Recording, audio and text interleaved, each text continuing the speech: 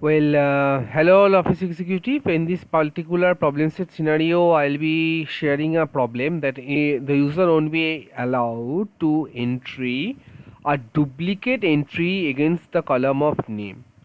So suppose I am considering that I'll be having maybe 50 records. So this one is the first cell. Now over the 50 cells or 50 rows, within that particular range of cells some validation would be applied. So let me go to 50. Here it is 50. So what I'll be doing is that I'll be pressing down shift and then click. Yeah, the whole of the range is selected. Data validation. And what is the validation which I am I am considering upon? I am considering upon a validation in which equal to COUNTIF. And what is the range of cell from A1 to B50? Now let me lock the range, make the relative range of reference to an absolute one, F4. Let me click in here as well, F4.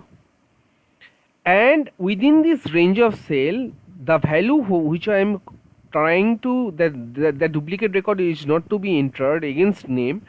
So A1.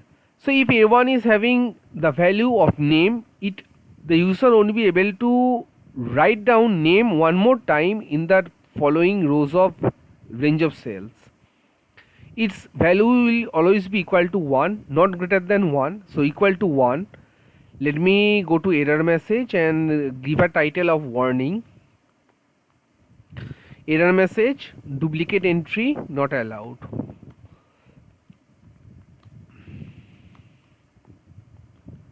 Fine.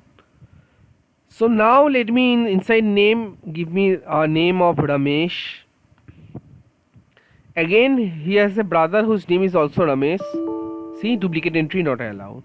So Ramesh has a brother Suresh, it is allowed, but Suresh has also a brother Suresh, it won't be allowed. Whatever it is, I will be giving it Mita, and I will be moving down to 50th row, and in the 50th row I will be trying to enter a value which is which is equal to the value duplicate entry. So in 50, 45, 47, 48, yeah, here again I will be trying to enter Mita. See, duplicate entry not allowed. So that's all for this short Excel video tutorial. Let me know guys how you felt about this problem set scenario, and drop some comment. Do subscribe to my channel to boost my self motivation to make more of such videos. And if you find any difficulty in doing this particular problem set on your own, let me know in the comment section. I will definitely try to help you out. Thank you all guys, and happy coding.